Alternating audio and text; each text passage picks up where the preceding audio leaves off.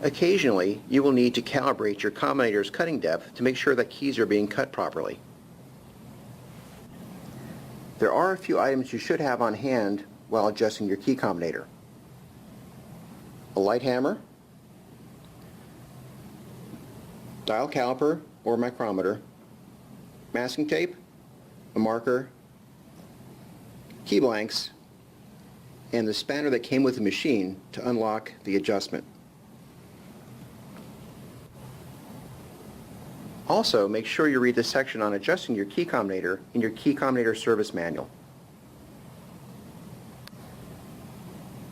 With the key combinator tilted backward, we can see that it says calibrate below the 0 on the depth selector.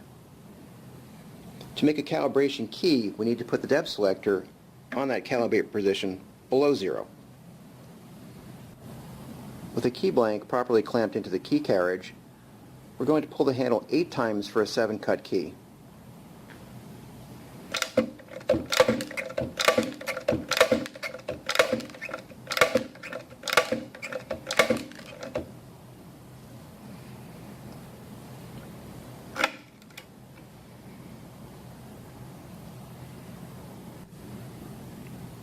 With our dial caliper properly zeroed, we're going to measure our key cut depths from the top of the cut to the bottom of the key blank with the calipers, looking for about a 250 thousandths of an inch depth.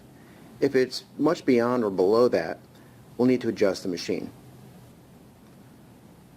Our first key cut is measuring about 262 thousandths of an inch, about 12 thousandths off. We'll continue to measure each individual cut and record them and see what we come up with. All of our cut depths measured between about 261 and 262, so we're a little off. We'll need to adjust the machine so it's cutting a little bit deeper.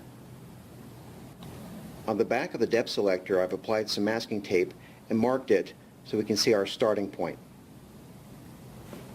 For a key cut depth measurement of less than 249 thousandths of an inch, we're going to need to turn the adjustment counterclockwise, this direction. If our measurement is over 251 thousandths of an inch, we'll turn it clockwise, this way.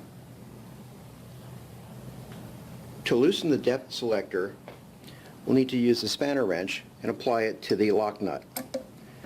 If it's too hard to release this, take your light hammer and tap it a few times gently until the nut loosens.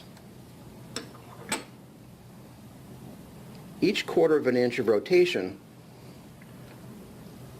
adjusts the depth about 1/1000th of an inch. Now I've marked with a second piece of tape down here to show us how far we have to turn approximately to get to our correct depth.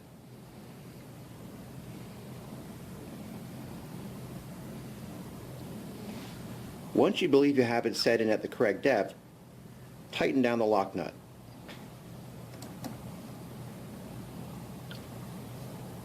The next step is to cut another calibration key.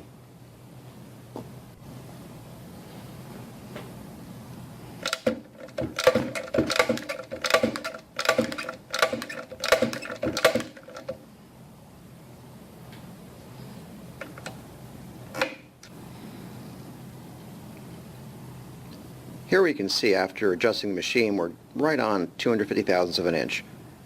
The next step would be to cut a key for a lock that we have keyed up and try the key and make sure it works. Ultimately, the key has to work no matter what the measurement on the dial says.